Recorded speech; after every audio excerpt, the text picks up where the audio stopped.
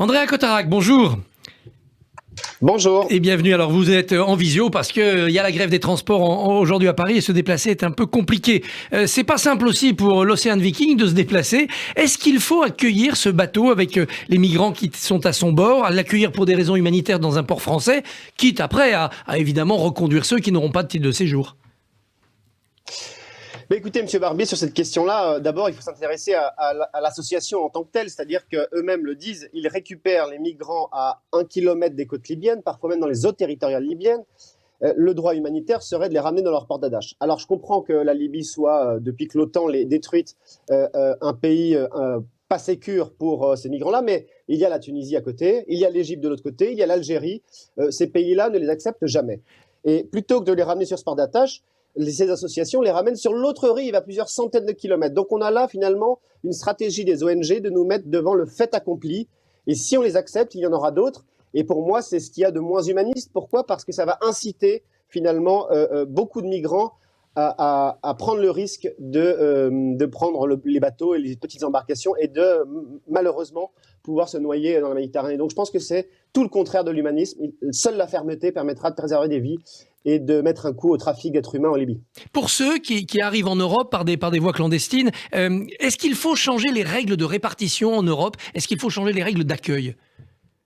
Je ne pense pas qu'il faille rentrer là-dedans. Un clandestin, la règle est commune évidemment, donc vous avez raison de poser la question, mais un clandestin doit retourner d'où il vient. C'est pas moi qui le dis, François Mitterrand le disait lui-même. Il disait, je cite, « C'est malheureux, mais un clandestin doit rentrer chez lui ». Georges Marchais le disait, Michel Rocard le disait. Et le RN, finalement, s'inscrit dans cette vision souverainiste, dans cette vision du respect de la loi française, des lois de la République, à savoir qu'un clandestin doit rentrer chez lui. Alors à l'Assemblée nationale, hier, il y a eu une polémique parce que le groupe d'études sur l'antisémitisme, la liste des groupes d'études est justement à l'étude, et bien ce groupe sur l'antisémitisme pourrait être présidé par un député Rassemblement national. Quel sens le parti veut-il donner à cette initiative ? Alors j'ai entendu plusieurs choses là-dessus, M. Barbier, vous faites bien de poser la question et je vous remercie parce que votre humoriste tout à l'heure parlait de la NBA, mais c'est à peu près les mêmes règles qu'en NBA pour le choix de ces commissions. C'est-à-dire que tous les groupes se sont réunis, et puis le plus gros groupe Renaissance a choisi 2 commissions. Vous draftez, si j'ose dire, les commissions. Comme la NBA. C'est eux qui choisissent, et puis nous, on vient ensuite derrière et on choisit les nôtres. Et la Renaissance, la République En Marche, a choisi la chasse et les jeux vidéo. Je ne dis pas, c'est certainement très important, vient derrière le Rassemblement national qui a choisi effectivement la lutte contre l'antisémitisme. Peut-être que pour Renaissance, les jeux vidéo sont plus importants, mais manifestement, il ne s'agit pas là d'un coup politique. À chaque fois que le Rassemblement national fait quelque chose, on dit qu'il faut un coup politique pour la motion de censure, pour avoir fait le choix de ce groupe de réflexion sur l'antisémitisme. On fait un coup politique. Non, nous ne sommes pas des joueurs de cirque. Alors, tout ça n'est pas terminé, bien évidemment. Le bureau va se réunir à nouveau mercredi prochain à 11h. Et puis, il y aura, on va dire, l'officialisation de tout ça début décembre. Mais en tout cas, le Rassemblement national a choisi l'antisémitisme, effectivement. Alors, on aura la réponse normalement le 7 décembre. Est-ce que le Rassemblement national, s'il obtient la présidence, l'animation de ce groupe d'études, mettra l'accent sur le développement d'un antisémitisme importé du conflit du Proche-Orient et inspiré par ce qu'on appelle l'islamo-gauchisme ? Mais écoutez, de toute façon, on va étudier, et vous le savez, vous comme moi, d'où provient manifestement l'antisémitisme aujourd'hui en masse. C'est effectivement un antisémitisme de banlieue, un antisémitisme issu parfois d'un islam politique sur nos compatriotes de confession juive. Moi, je considère, avec Marine Le Pen, qu'on est d'abord et avant tout français. Français avant d'être juif, français avant d'être non-croyant, français avant d'être chrétien ou musulman. Et manifestement, pour beaucoup de personnes, le wokisme, le racialisme fait qu'on considère d'abord et avant tout la religion ou la couleur de peau. Et effectivement, dans ce contexte-là de wokisme, de racialisme, d'un islamo-gauchisme, effectivement, les compatriotes français de confession juive subissent de nombreuses attaques de ce camp-là. Est-ce que vous comprenez néanmoins qu'une partie de la communauté juive puisse être choquée parce que Marine Le Pen est irréprochable, mais Jean-Marie Le Pen, c'était l'homme du point de détail de l'histoire pour les chambres à gaz, du rafour crématoire, etc. Moi, si vous voulez, j'ai rejoint Marine Le Pen en 2019. Je n'ai pas rejoint le Front National, j'ai rejoint le Rassemblement National. Et permettez-moi de vous dire qu'au Rassemblement National, il n'y a eu aucun problème. Et ceux qui sont choqués, je comprends, mais ils devraient être d'abord et avant tout choqués par le fait qu'un professeur de confession juive dans le département de l'Essonne est menacé de mort. on lui parle de lui faire une pâtie. Qui intervient là-dessus? Qui a le courage de dire que ce n'est pas acceptable? Le Rassemblement national. Ceux qui ont gardé le silence s'appellent la France insoumise, la NUPES, ceux qui prétendent être humanistes. Qui explique que quand un professeur dans notre pays, 1 sur 2, refuse de parler de laïcité, s'autocensure à parler de laïcité, ont vraiment peur, mais c'est juste anormal. La laïcité est, selon tous les sondages, une partie de l'identité française. Nous considérons que tout cela n'est absolument pas normal. Donc oui, le Rassemblement national est bien déterminé à mettre à bas toutes les formes de racisme, y compris l'antisémitisme. Alors, autre décision hier à l'Assemblée nationale, apparemment plus anecdotique, mais c'est aussi symbolique. La veste sera obligatoire dans l'hémicycle et la cravate recommandée. Vous êtes satisfait ? Écoutez, moi je pense que, vous savez, un député, vous le savez comme moi, est le représentant de la nation française. C'est pas le représentant de son parti, c'est pas le représentant de sa circonscription, c'est pas le représentant de son association de boulistes, il représente tous les Français.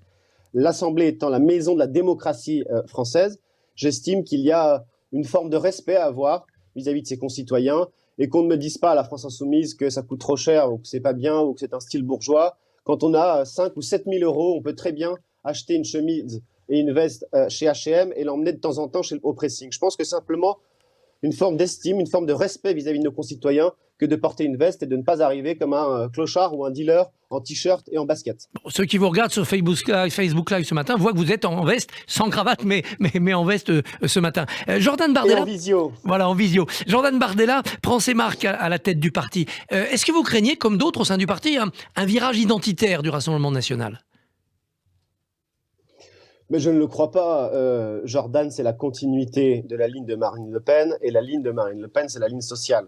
Permettez-moi de vous dire que moi, j'ai passé 12 années autour de Jean-Luc Mélenchon. J'ai quitté ce mouvement parce que, selon moi, à l'époque, ils avaient abandonné la laïcité, abandonné les valeurs de République, abandonné le souverainisme, l'indépendantisme français, et finalement noyé par l'islamo-gauchisme. À l'époque, tout le monde me disait que c'était faux. Et finalement, aujourd'hui, plus personne ne me pose la question puisque c'est un fait. Et j'ai appelé à voter pour Jordan Bardella à l'époque, qui était tête de liste aux européennes, au moment des Gilets jaunes, qui avait un programme social élaboré. J'ai appelé à voter pour lui. Et j'ajoute quand même que je remercie Jordan Bardella, puisque votre animatrice m'a présenté comme conseiller régional. Je suis depuis hier porte-parole nationale du Rassemblement national, nommé par Jordan Bardella. Ce qui veut dire que Jordan Bardella n'hésite pas à nommer une personne qui tient profondément dans son cœur la justice sociale et qui a passé 12 ans à côté de Jean-Luc Mélenchon. Alors, une partie de ceux qu'il a nommés pour co-diriger le parti et animer le parti viennent de cercles d'étudiants où ils ont croisé, sympathisé avec d'autres jeunes qui, eux, sont partis chez Éric Zemmour depuis. Est-ce que Jordan Bardella est l'homme qui peut réconcilier le RN avec Reconquête ou récupérer les électeurs partis chez Reconquête ? Moi, je crois qu'il va réconcilier le Rassemblement national avec les Français, avec les personnes dont vous avez dit qu'ils avaient encore peur du Rassemblement national ou qu'ils hésitaient à nous suivre. C'est cela que Jordan Bardella va convaincre. Jordan Bardella, il a d'abord réuni tous ceux qui sont au sein du Rassemblement national. Il a nommé au Bureau national une personne comme Thierry Mariani, ancien ministre quand même de Nicolas Sarkozy, canal historique du RPR.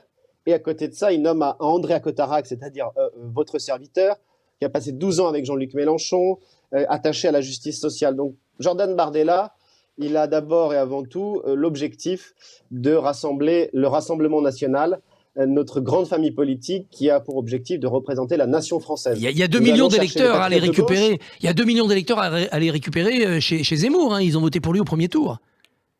Mais on va récupérer aussi tous ces Français de gauche qui se sentent complètement abandonnés par leurs députés islamo-gauchistes. On va aller récupérer ces personnes qui ont été choquées à l'idée que des sénateurs ELV marchent à côté d'enfants dont on avait collé une étoile jaune lorsqu'ils manifestaient avec le CCIF et les islamistes. On va aller réconcilier ces personnes de gauche qui étaient profondément attachées à la laïcité, à commencer par le maître à penser de Jean-Luc Mélenchon, Henri Pénard-Ruiz, un grand savant que moi j'apprécie énormément. Tous ces gens-là, on va aller les récupérer, qu'ils soient de gauche ou qu'ils soient de droite, on va aller les récupérer parce que notre objectif premier, c'est pas d'aller chercher Reconquête, notre objectif premier, c'est de conquérir au pouvoir. Et pour ces Français qui viennent de milieux populaires, qui ont le cœur à gauche, une affaire comme l'affaire de Fournas, quel que soit le fond, est-ce que ça ne vous oblige pas à être encore plus vigilant sur les comportements et les pédigrés de ceux qui représentent le RN ? En réalité, l'affaire de Furnas, les huissiers l'ont dit, ils parlaient du bateau. Le bureau de l'Assemblée nationale l'a dit, il parlait du bateau. Oui, mais enfin, ces anciens tweets, son parcours montre quelqu'un qui est sur une ligne très dure. Il s'agit là finalement d'un débat politique et manifestement, on nous empêche. Le Renaissance est rentré complètement dans l'instrumentalisation de la France insoumise et de la NUPES en disant que c'était du racisme, pas du tout, on souhaite débattre. Et vous avez commencé l'interview par le bateau des migrants. Est-ce qu'on peut débattre ? La Suisse, à côté de chez nous, ils ont débattu. Ceux qui étaient pour l'immigration, c'était les 12 organisations patronales les plus puissantes et les partis d'extrême gauche. Et bien finalement, le peuple suisse a voté l'inverse, contre l'immigration. Ils ont voté contre l'immigration par référendum. Nous n'avons ni référendum. On ne veut plus qu'on débatte à l'Assemblée nationale. Par contre, les collectivités comme le maire de Lyon ou la présidente de la région Occitanie, elles, utilisent l'argent des Français pour subventionner SOS Méditerranée et les diverses ONG qui nous emmènent des migrants. Donc, on veut un débat démocratique. Est-ce que c'est raciste de dire que les Français doivent décider pour eux-mêmes ? Je ne crois pas. Alors, on l'a dit, vous êtes élu, vous êtes engagé en Rhône-Alpes. Si Éric Ciotti prend la présidence de LR, Laurent Wauquiez sera intronisé candidat LR pour 2027. C'est un candidat qui peut faire du tort à Marine Le Pen et récupérer des voix RN ? Je crois d'abord que les LR doivent se trouver une ligne, un projet, avant même de trouver leur leader ou leur trésorier ou je ne sais quoi. Les LR n'ont pas de ligne politique. Sont-ils dans l'opposition ? Oui ou non ? Sont-ils avec le Rassemblement national ?